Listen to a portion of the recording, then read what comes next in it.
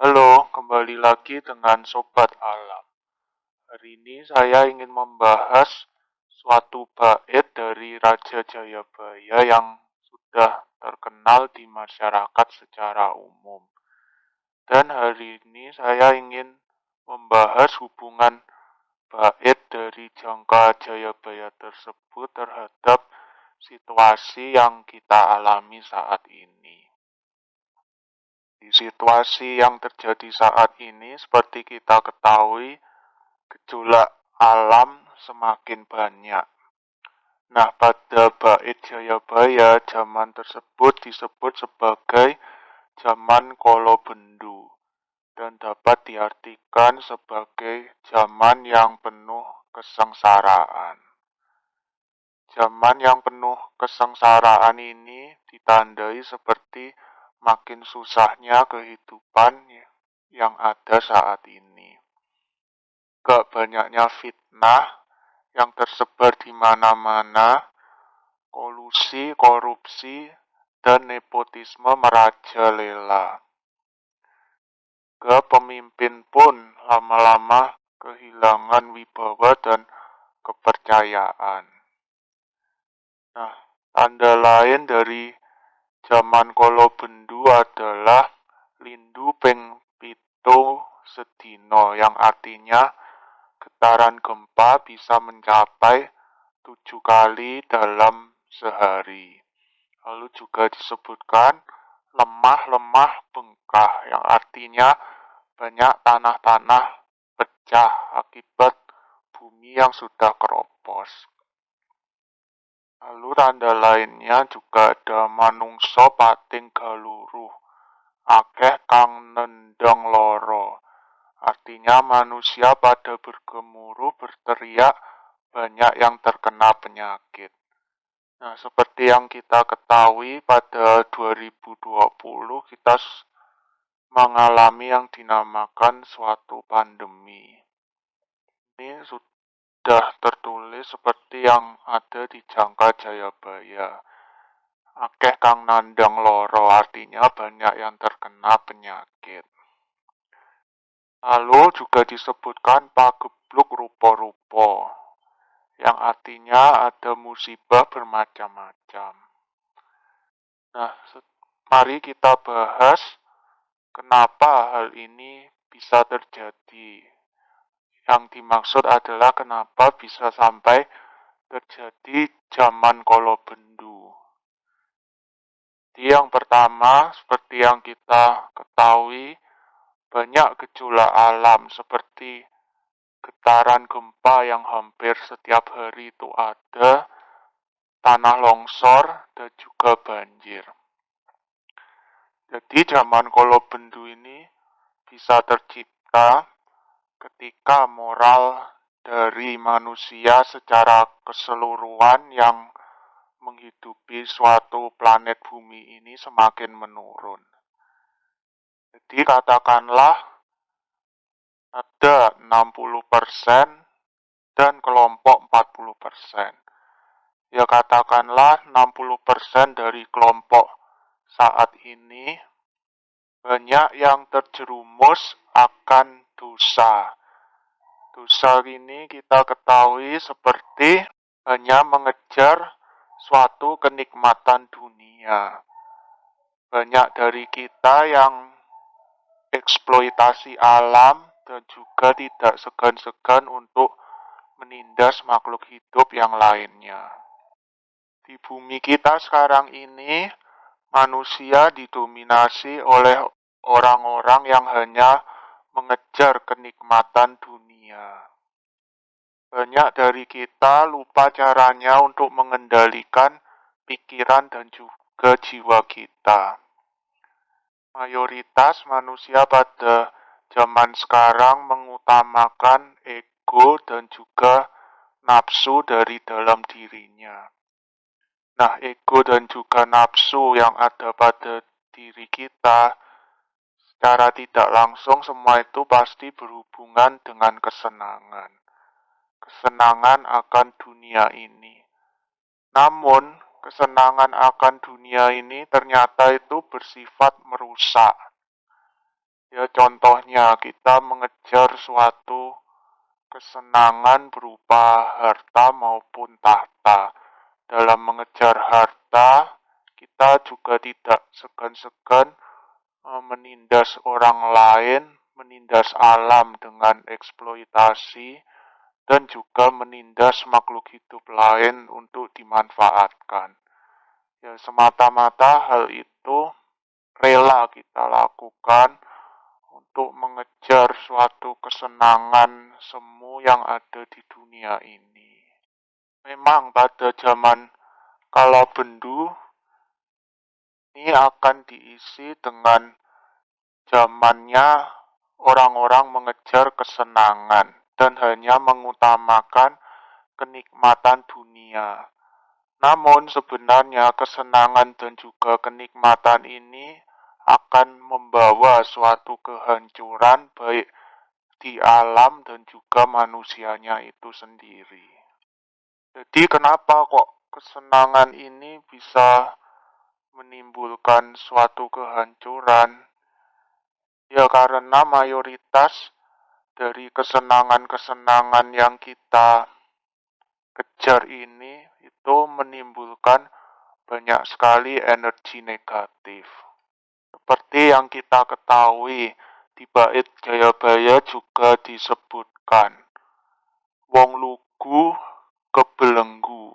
Artinya, orang yang lugu, jujur, dan tidak tegaan terhadap orang lain pada zaman ini itu akan menjadi kebelenggu. Artinya, orang yang jujur itu pada saat zaman ini susah untuk mendapatkan suatu harta maupun tahta. Orang yang lugu bisa disebut juga sebagai orang yang jujur. Seperti dalam bait Jabaya juga disebutkan sing jujur kojur. Artinya yang mencuri akan mulia dan yang jujur malah hancur. Nah, seperti telah kita ketahui banyak sekali fenomena kalau orang yang jujur ini seringkali malah tidak mendapatkan suatu kesempatan di dunia ini. Justru orang-orang yang pintar untuk mencari muka, pintar untuk memanfaatkan suatu situasi tanpa memikirkan perasaan orang lain. Jadi akhir-akhir ini jika kita sebagai orang yang tidak tegaan itu pasti ujung-ujungnya akan kalah. Ya karena kita tidak tega sehingga kita kehilangan kesempatan. Namun orang yang tega terhadap orang lain, tidak memikirkan orang lain, dan yang hanya mementingkan diri sendiri dan selalu memanfaatkan peluang justru di zaman ini bisa menjadi orang yang kaya dan juga lebih tenar. Secara tidak langsung, sistem-sistem di dunia ini akan membuat dunia semakin kompetitif. Jika kita tidak tega dengan orang, jika kita tidak memanfaatkan orang lain, jika kita tidak memanfaatkan alam, maka dengan sistem dunia yang ada sekarang kita tidak bisa mulia. Maka dari itu, karena sistem yang menjerat hidup kita saat ini, kita menjadi ikut akan arus yang menimbulkan energi negatif. Benarnya orang yang hanya mengejar kenikmatan dunia, pasti dari segi aura, pikiran, dan juga tindakan akan menyebarkan suatu energi negatif. Maka dari itu, ada pepatah mengatakan, abote kaya ngopo sak bisa-bisane aja nganti wong kelut. Kelly ing jaman kala bendu ini. Artinya, seberat apapun kehidupan yang kita lalui, seberat apapun kita terjerat oleh sistem dunia ini, janganlah ikut hanyut di zaman kala bendu ini. di mana yang hanya mengutamakan kesenangan dan juga kenikmatan duniawi saja. Walaupun kebanyakan pada saat ini orang-orang yang sering semedi, sering lelaku spiritual, yang sering menjaga pikiran dan ucapannya, pada zaman ini pasti akan dianggap sebagai orang yang bodoh dan tidak bisa bersaing di dunia. Tanpa kita sadari, karena berbagai tuntutan tersebut, banyak orang-orang yang tergoyahkan sehingga mereka menjadi tega dengan makhluk hidup lainnya, sehingga mereka menjadi tega untuk menipu orang. Mereka pun tega mengeksploitasi alam demi untuk bertahan hidup pada zaman ini. Nah, karena semakin banyaknya orang yang terbawa arus di zaman kolobendu ini, maka energi negatif itu lama-kelamaan juga semakin meningkat. Ya, misalkan, zaman dahulu 70% orangnya diisi dengan orang yang jujur. Namun, seiring bertambahnya tahun, orang yang jujur dan menjaga batin juga pikirannya ini jumlahnya semakin menurun. Ya, katakanlah orang yang menjaga batin, pikiran, dan juga sering meditasi saat ini turun menjadi 40% yang dulunya mungkin 70%. Nah, secara tidak langsung, karena terjadinya penurunan orang yang sadar akan kehidupan, maka dunia pun akan mengalami kemerosotan. Kemerosotan ini terjadi karena orang atau manusia-manusia yang ada di bumi ini yang memancarkan suatu energi positif juga semakin berkurang. Dan akhirnya banyak manusia yang lebih memancarkan suatu energi negatif. Banyak dari manusia yang semakin melupakan cinta kasih yang universal terhadap alam dan juga makhluk hidup yang lain. Terbukti pada zaman sekarang ini banyaknya terjadi isu rasis, isu rusuh, dan juga berbagai demo. Nah, karena semakin banyaknya orang-orang yang lupa untuk meningkatkan kesadaran dirinya, maka energi negatif ini lama-lama terakumulasi. Dan terakumulasinya ini pun energi ini diserap oleh alam. Sehingga di alam sendiri pun akan terjadi banyak kerusakan.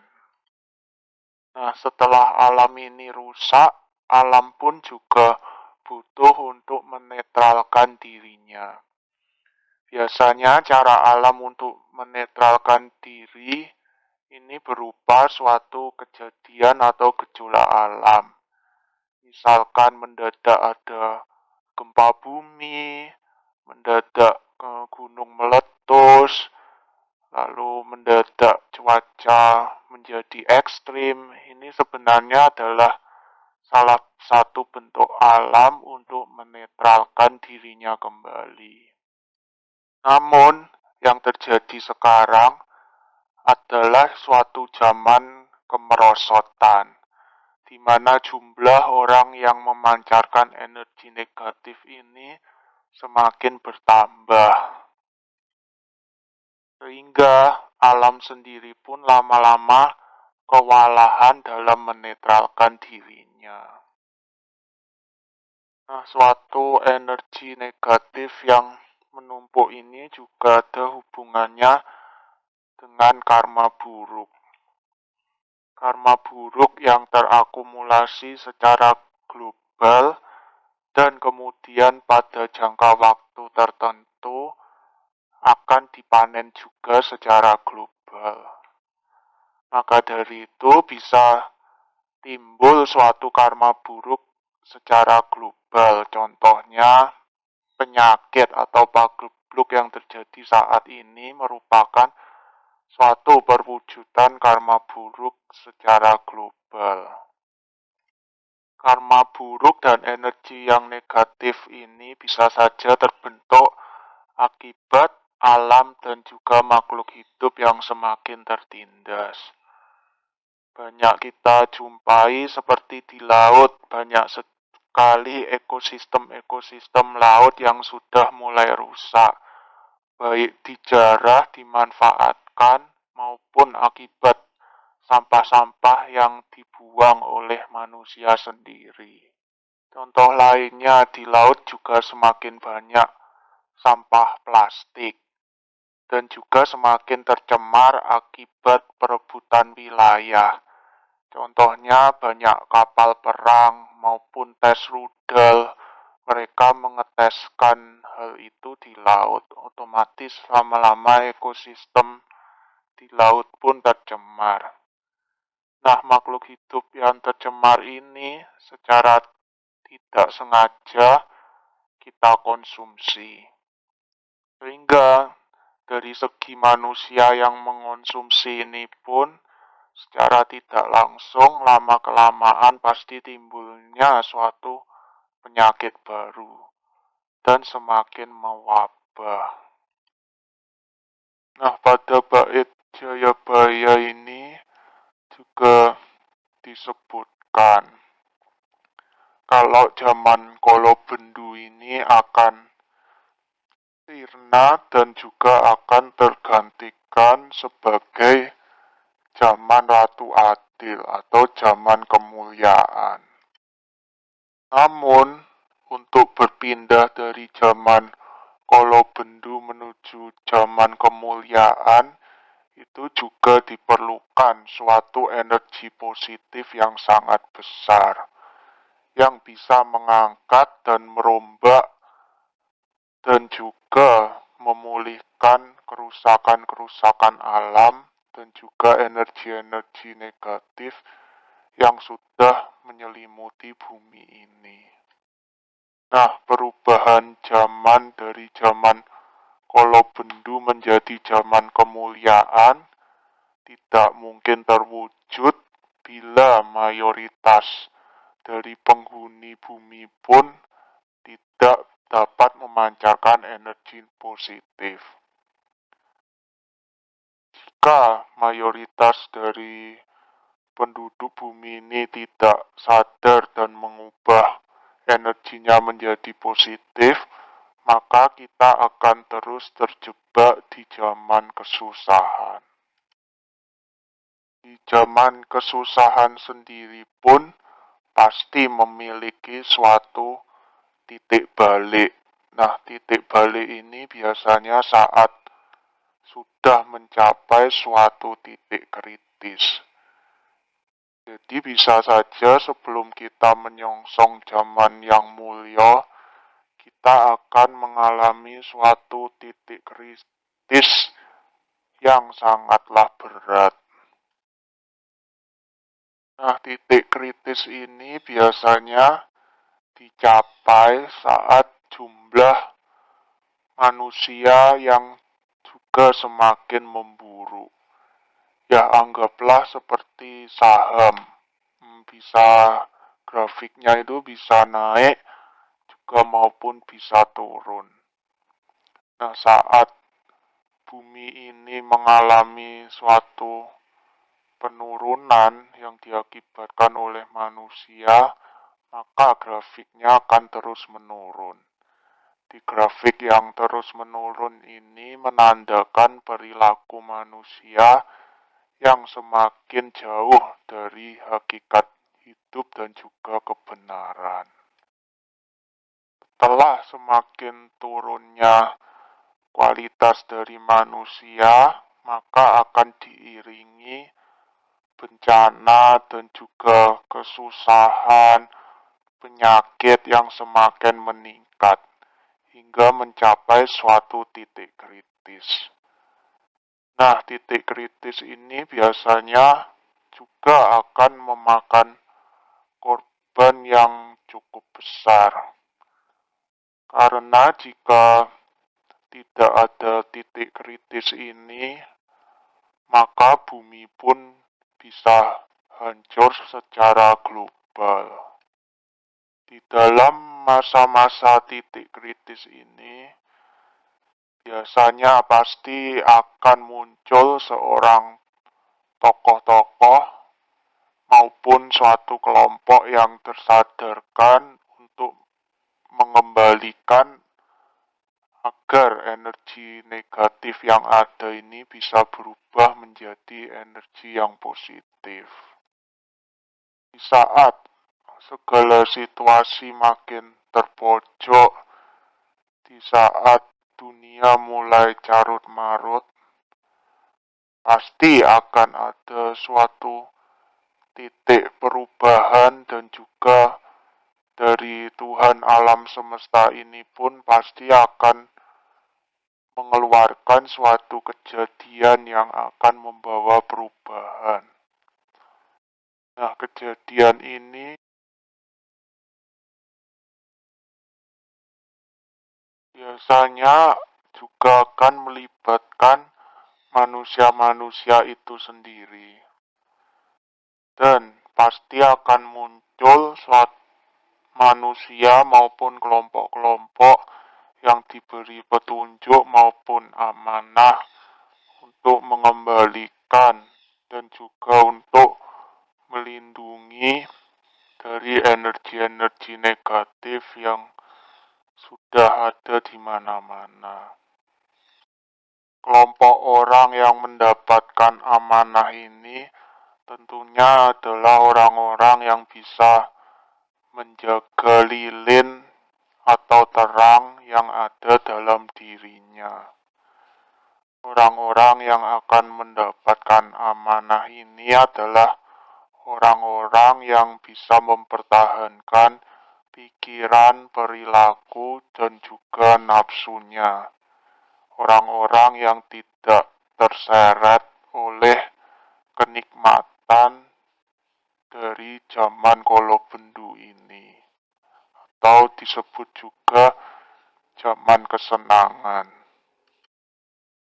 Mengapa orang-orang yang tidak terseret oleh kesenangan bisa saja mendapat amanah dari alam semesta?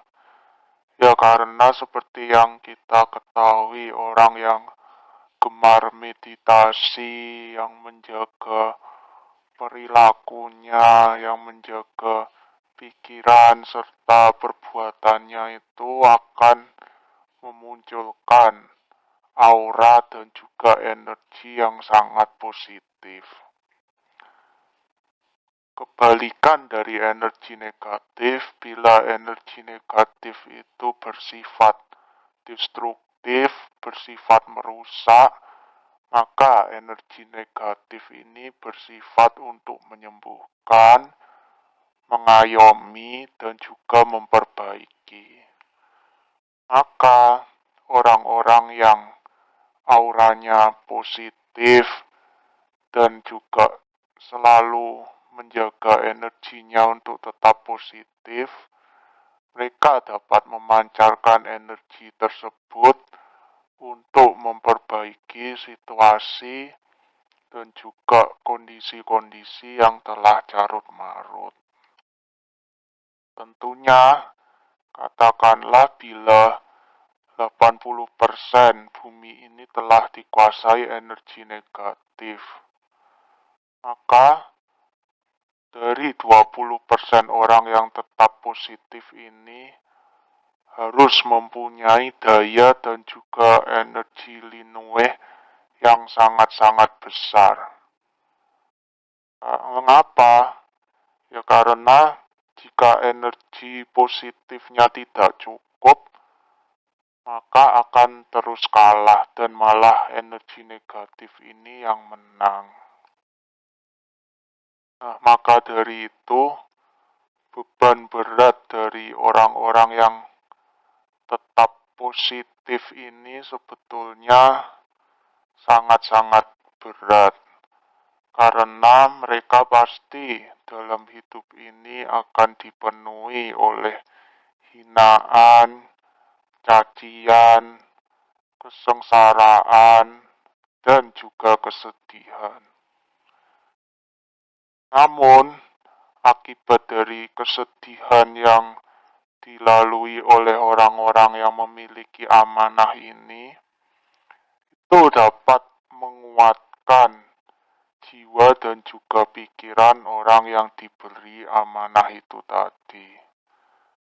Banyak dari orang-orang yang gugur, tidak kuat menjalani kesedihan dan juga kesengsaraan yang ada di dunia ini.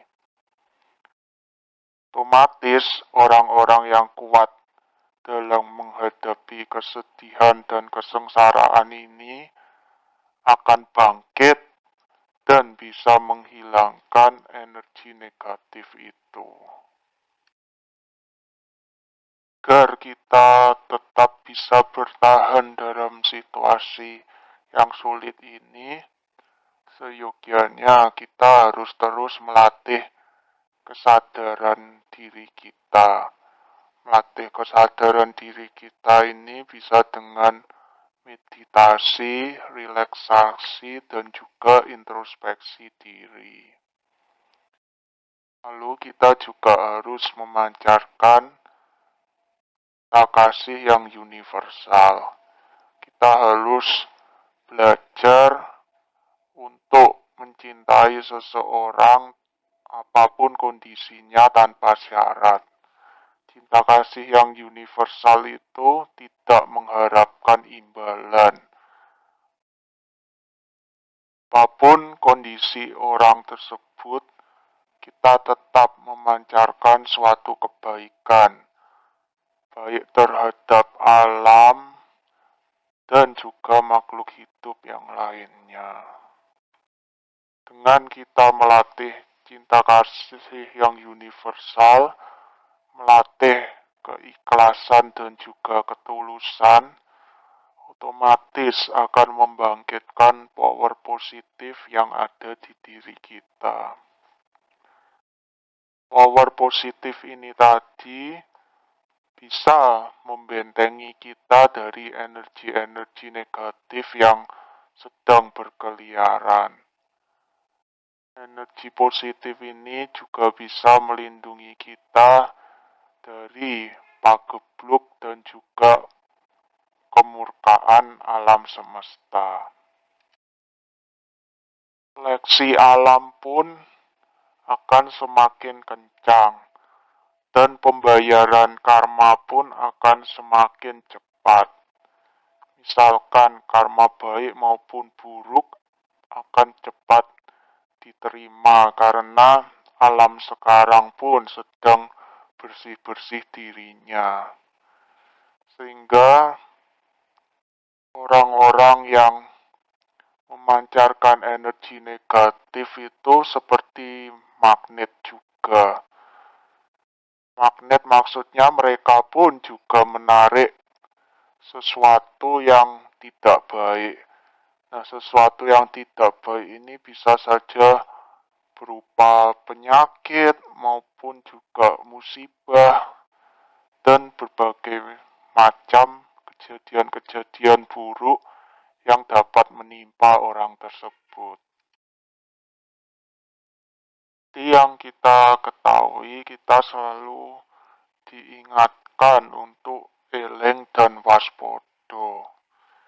Nah, eling dan waspada ini selalu menjaga pikiran dan hati kita agar tetap positif, supaya kita tidak terjerumus ke dalam hal negatif yang berujung maut bagi kita sendiri dan juga lingkungan. Mungkin sekian dulu penjelasan dari saya. Kalau ada pertanyaan atau ingin membahas hal lain, bisa ditulis di komen di bawah ini. Ya, sekian. Terima kasih sudah menyimak sampai habis.